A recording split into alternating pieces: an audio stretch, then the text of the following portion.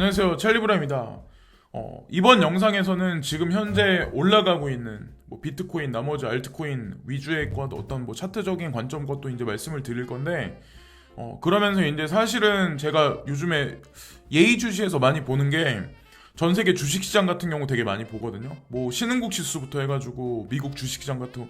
그래서 오늘은 그런 얘기도 이제 덧붙여서 이제 같이 이제 말씀을 드릴 거고, 저 같은 경우는 커플링 장세로 주식시장하고 암호화폐 장세가 동시에 일시적으로 동시에 같이 갈 수 없다고 생각을 해요. 분명히 디커플링으로 갈 수밖에 없고, 그 전환점이 유턴되는 어떤 확실한 그 노선이 펼쳐지는 거는 내년 초반부터 분명히 그 기점이 생길 거라고 이제 저는 생각을 하고 있는데, 지금 일단 많은 전 세계 이제 다른 나라 이제 뭐 독일에서 거주하고 있는 뭐 경제학자 이런 사람들은 이제 여기다가 이제 한 가지 이 차트를 보고 한 가지 말하는 게 있거든요. 아마 여러분들도 다들 공감하시겠지만 전 세계 주식 시장이 지속적으로 특히나 이제 미국 주식 같은 경우는 엄청나게 많이 가파르게 상승을 했어요. 거의 여기 보면은 블룸버그에서 전 세계 그 마켓 스탁에 관해서 지수를 지금 나타내서 만든 건데 거의 90도 각도로 상승을 했죠. 이 모습을 보면서 이 사람이 이제 무슨 얘기를 하냐면 전 세계 주식시장이 지난주 한 주 동안에 1 트릴리언만큼 급격하게 상승을 했고, 많은 투자가들이 지금 주식을 사자라는 모드로 지금 주식시장으로 막 달려가고 있다. 근데 전 세계 주식 마켓캡이 현재 86.4 트릴리언 달러가 됐는데, 이게 전 세계 GDP에 거의 100%에 근접한 현재 상황이다. 그래서 정고점을 계속해서 달려가고 있는 상황이고, 또 이제 마지막에 결론 지어서 말하면 버핏 지수라고 있어요. 주식시장에 보면. 근데 그 버블 지수가 거의 100%에 근접하게 지금 그 열차가 막 폭주 기관 열차 같이 막 달려가고 있다. 그래서 조심하자는 의미에서 지금 이 차트를 이제 올린 거죠, 사실은. 근데 저도 마찬가지로 이제 여러분들한테 항상 말씀드리지만, 암호화폐 시장도 이제 급격하게 한 달 동안 엄청나게 2017년 말에 엄청나게 상승을 하면서 2018년 초반에 급격하게 하락을 한 적이 있었잖아요.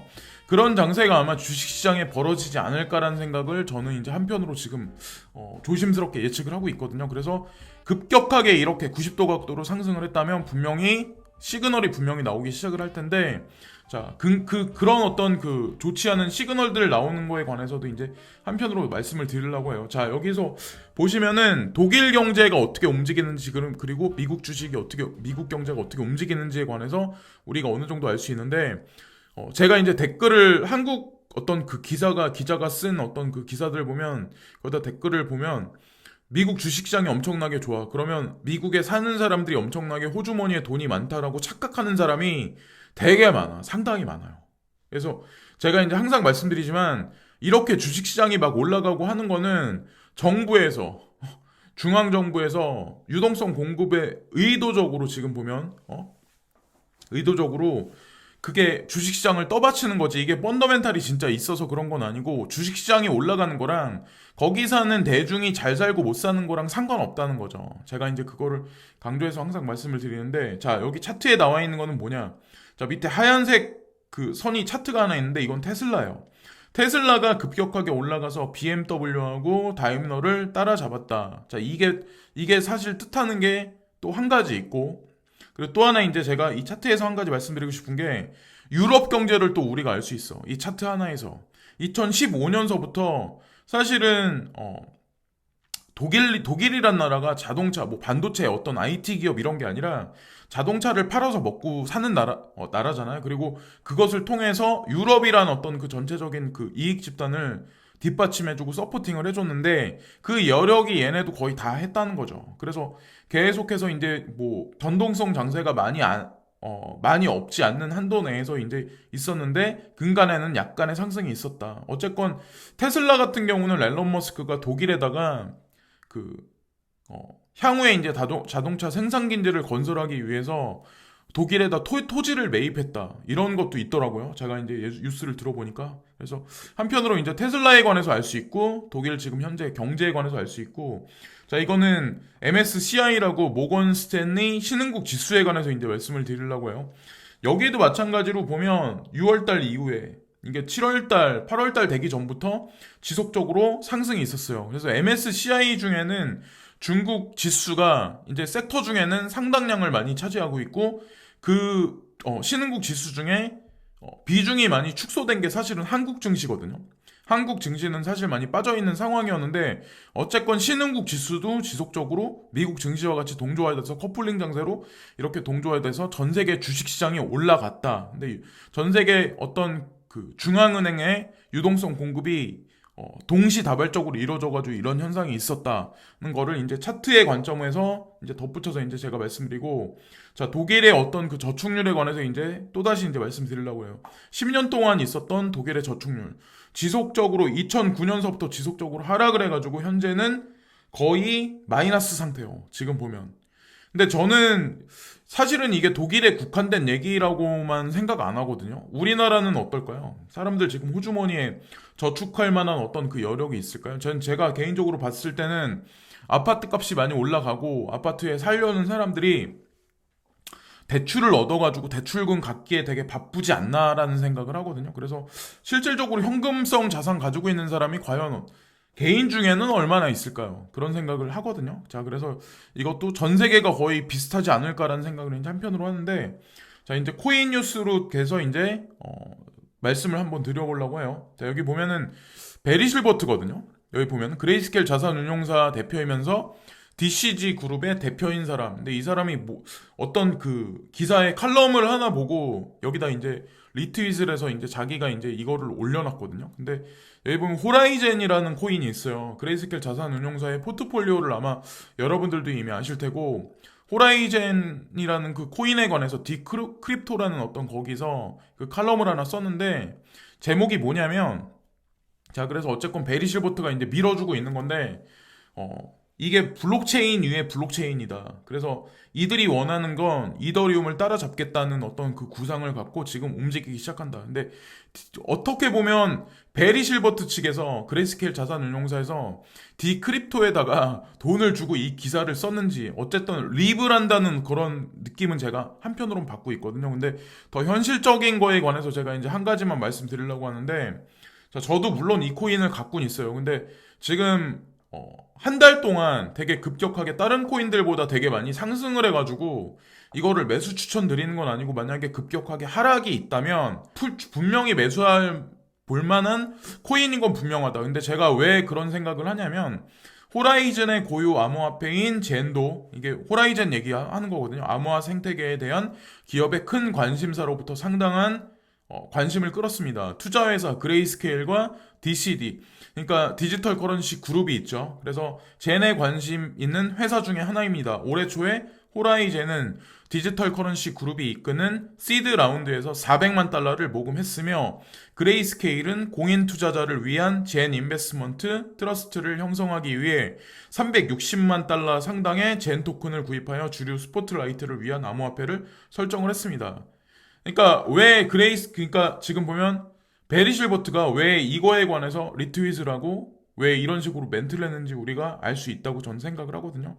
어쨌건 그레이스케일 자산운용사에서 이런 식으로 관심을 갖고 투자를 했다. 그럼 뭐 중장기적으로 저는 봐야 된다고 하는 코인 중에 또 하나고, 근데 어쨌건 지금 당장 매입하는 거는 좀 제가 봤을 때 무리수가 좀 많이 따른다. 그래서 향후 장세를 지켜보시면서 만약에 급격하게 하락이 만약에 있다면 분명히 매수 기회가 올 것 같다는 생각이 있기 때문에 한번 말씀드리고, 그리고 이거는 폴로니엑스 익스체인지거든요. 여기서 보면은 뭐 크리스마스 표시로 이렇게 나왔는데, 저스틴 선이 이제 이번에 여기 지분을 대거 사들이면서 많은 변화가 있었어요. 그래서 폴로니엑스 익스체인지에서 6개 정도 되는 알트코인을 사실은 딜리스트 시켰거든요.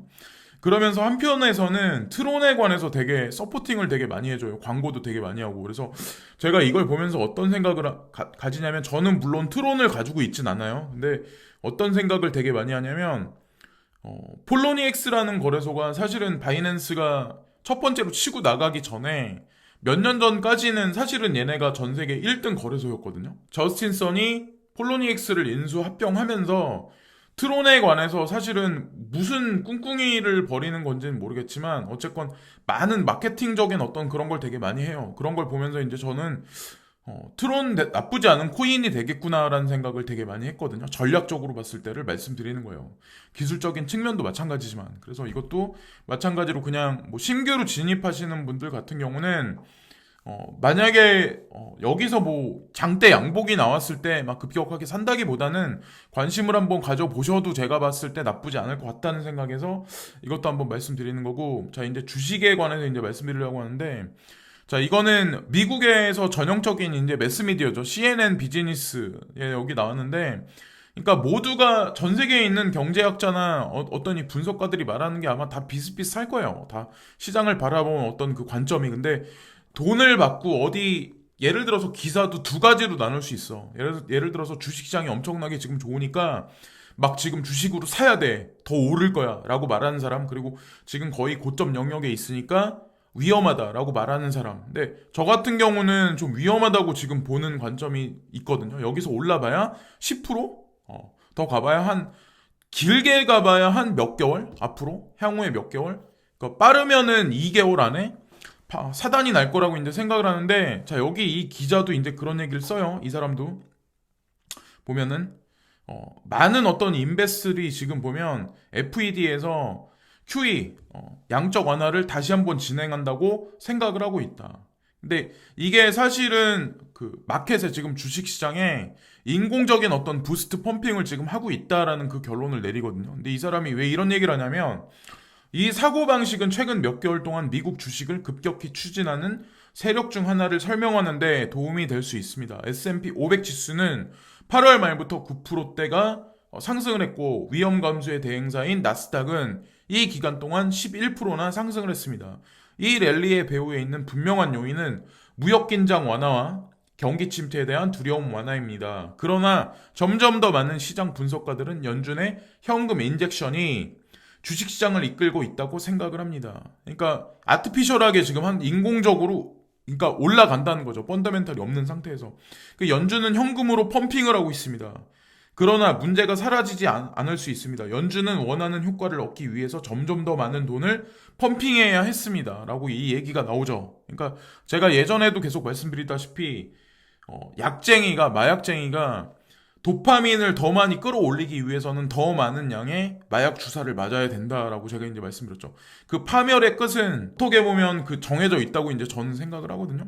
모건 스탠리 웰스 매니지먼트의 최고 투자 책임자인 리사 샤렛은 월요일 보고서에서 연준의 유동성이 재정가를 높이고 있다고 썼다. 물론 그로 인해 연준이 대차 대조표 확대를 중단하기가 더 어려워질 수 있습니다. 그렇게 하면 투자자를 놀라게 할 수 있으며 시장 하락으로 인해 비즈니스와 가게의 신뢰가 떨어질 수 있습니다.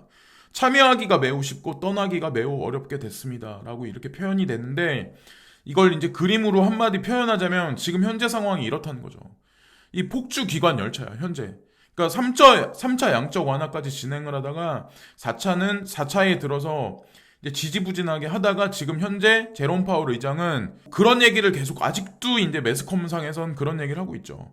우리는 양적 완화를 공식적으로 지금 하고 있는 게 아니야. 그냥 단기적으로 몇 번 인젝션 주사를 시장에다 쐈을 뿐이야 라는 그런 얘기만 하죠. 근데 사람들은 점점 의심의 눈초리를 계속하고 믿지 않아. 지금 현재의 상태. 주식시장이 올라가는 게 펀더멘탈이 진짜 있어서 올라가는 거에 관해서 믿지 않는다는 거죠. 그런 개인들이 점점 늘어난다고 이제 봐야 된다고 생각을 하는데, 이 트럼프가 타고 있는 이 급행 열차는 결국에는 어디 부딪혀서 폭발할 수밖에 없다는 거죠. 근데 저는 그 기점이 분명히 올 거라고 저는 생각을 하거든요. 그 기점이 언제인지 모르겠지만 전 세계에 있는 뭐 칼자루를 진 금융 세력들은 분명히 그 시점을 알기 때문에 암호자산 시장을 만들었고, 비트코인 ETF에 관해서 코앞에 지금 냅두고 승인 내줄까 말까 지금 현재 그러고 있다라고 저는 생각을 해요. 그렇다고 해서 이 트럼프 열차가 지속적으로 간다고 해서 암호화폐만 상승하냐? 또 그것도 아니야. 저는 현재 있는 명목화폐랑 암호화폐랑 결국에는 어느 시점까지는 공존해서 이루어지다가 향후 10년 정도 바라보고 그 이후에는 암호화폐가 거의 우리 현물경제 시스템에 거의 다 녹아들어서 전 세계를 움직이지 않을까라는 생각을 하거든요. 그래서 중장기적으로 바라보면은 조금 더 지금 속이 좀 후련하시지 않을까, 조금 더 마음 편안하게 보시라는 그런 말씀을 드리고, 바이낸스 CEO 각국 정부 2020년 암호화폐 블록체인 적극 테스트를 전망하고 있다. 그러니까 많은 사람들이 지금 이런 거에 관해서 지금 견해를 많이 어필을 하고 있죠. 해시드 CEO 같은 경우 그분도 이제 그런 말씀을 하시는데 이분이 이제 뭐라고 얘기를 하냐면 중국 현지 블록체인 미디어 회싱 차이징이 인용한 글로벌 코인 리서치에 따르면 바이낸스 CEO 자오 창펑이 현재 블록체인과 스테이블 코인 등 암호화폐에 관심을 가지고 있는 정부들이 전 세계적으로 많아지고 있다. 그러면서 그는 이와 관련하여 2020년에는 각국 정부들이 각기 다른 분야에서 다양한 테스트를 진행할 것이라며 이러한 시도들의 결과가 어찌됐든 이 자체는 암호화폐 산업에 매우 긍정적으로 작용할 것이라고 전망했다라고 이제 얘기를 하는데 댓글로 이제 어떤 분들은 그런 말씀을 이제 의견을 여쭤보시는 분들이 있거든요. 스테이블 코인이 각국 정부에서 만약에 발행을 하면 중앙정부에서 CBDC를 발행을 하면 내가 가진 알트코인은 사라지지 않을까라고 이제 걱정하시는 분들도 있고 뭐 리브라 코인이 나오면 알트코인이 다 죽는다라고 말씀하시는 분들도 있고 뭐 리플에 관련해서 어떤 뉴스가 나오면 리플이 전 세계를 다 싸잡아서 다 다른 코인 죽을 거다라고 말하는 사람도 있고 비트코인만 살아남아서 나머지 알트코인 다 죽는다고 말하는 사람도 있고 이렇게 말을 하는데 자, 가만히 보세요. 바이낸스도 마찬가지, 그리고 대다수의 어떤 그 대형 거래소들도 비트코인도 있고 알트코인도 있어. 예? 그들이 그거를 지금 시장이 썩 좋지도 않은데 그거를 계속 붙들고 아니면 여기서 더 나아가서 알트코인도 지속적으로 상장을 계속 시키는 이유가 과연 왜 그럴까요? 여기서 말하는 창봉자오가 말하는 여기 보면은 각국 정부들이 각기 다른 분야라고 여기 나와 있잖아요. 각기 다른 섹터와 각기 다른 분야가 있어. 우리 산업을 보면, 그죠? 그럼 거기에 맞는, 딱 들어맞는, 그 자리에 딱 들어맞는 알트코인이 있을 수 있고, 특수한 성격을 가진 알트코인이 다 분명히 다 있는 거거든요. 그럼 그런 코인들이 2020년이 원년이 될지 아니면 그 전부터 그런 일이 있을지 모르겠지만, 뭐 신한은행하고 관련된데, 미주호뱅크하고 관련된데, 뭐 SBI하고 관련된데 머니그램하고 관련된데 자 아마존 앞으로는 자 구글하고 이미 관련된 데는 체인링크라는 코인이 있고 그런 식으로 어떤 그 코인사들이 호재성 기사를 던지면서 암호화폐 전반적인 어떤 그 장세를 이끌어 가지 않을까라는 생각을 되게 많이 해요. 그러니까 그래서 그 제가 말씀드린 거를 단적으로 그냥 극단적으로 바라보시면서 내가 가진 코인만 올라갈 거야. 그 코인만 살아남을 거라고 생각하는 건 제가 봤을 때 되게 좀 약간 편협한 생각이 아닐까라는 생각을 되게 많이 하거든요. 그래서 제가 이거 딱 말씀드리면은 좀 약간 너무 함축된 의미일 수도 있지만 잘 이렇게 생각해 보시면 아마 아실 거예요. 그래서 특히나 이제 비트코인만 투자하는 사람, 리플 코인만 투자하는 사람들은 내가 가진 코인만 살아남는다는 얘기를 되게 많이 하는데 코인 시장에 들어온 지 얼마 안 된 사람들 그리고 옛날에도 그랬다는 걸 분명히 다시 한번 말씀드릴게요. 그러니까 제가 2016년도부터 가만히 여태까지 지켜보면 옛날에도 그랬었어요. 일정 코인이 갑자기 오르면 그 코인만 살아남는다고 다 그런 얘기를 했지. 분명히 가진 성격이 틀리고 그런 코인들이 활동하는 영역이 다 틀리다는 거죠. 그것을 위해서 많은 코인들이 태어났고 지금 많은 준비를 하는 핀테크 기업들이 다 있다라고 저는 이제 생각을 하거든요. 자, 이 뉴스 코인텔레그래프 이 뉴스가 나왔는데 리플에 관해서 이제 한 가지 말씀드리려고 해요. 자, XRP가 95%나 지난 2년간 95%나 떨어졌다. 하락을 했다. 그래서 이게 앞으로 불마켓이 올 수 있냐 지금서부터 이런 얘기를 하는데 비단 XRP만 26개월 동안 이렇게 최저치로 떨어진 건 분명히 아니거든요. 여기 뉴스에 나온 거 보면 US 달러 가치로 26개월 만에 최저치가 지금 됐다. 사실은 이 뉴스가 말하는 게 사실은 진짜 정직하게 말을 하는 거거든요. 그러니까 여기서 만약에 떨어질 거를 겁내가지고 매입을 못하면 그거는 뭐 저 같은 경우는 모르겠어요. 그래서 갑자기 급격하게 지금 뭐 2% 3% 상승을 했기 때문에 여기서 또 조정 장세가 있을 수는 있겠지만 저는 지금 장세가 사실은 향후 뭐 3년을 보고 10년을 본다면 지금 장세가 사실은 매수하기에 그렇게 나쁜 장세는 아니라고 생각을 하거든요. 그러니까 얼마 전부터 들어오신 분들은 잘 모르시겠지만 사실은 자기가 가진 자산의 95%까지 하락한 사람들도 아마 암호화폐 시장에는 대다수일 거예요. 그거를 상기하시면서 지금 현재 이제 신규로 이제 얼마 전에 몇 개월 전부터 이제 들어오신 분들 같은 경우는 그거를 잘 이렇게 생각을 한번 해보시면 제가 봤을 때 그게 더 현명한 어떤 그 매수 시점을 판단하는 기준이 되지 않을까라는 생각을 하고 비트코인 가격에 관해서 두 가지 키포인이 있는데 불마켓 전에 크게 하락을 했던 적이 있었다. 근데 그거에 관해서 이제 얘기를 하거든요.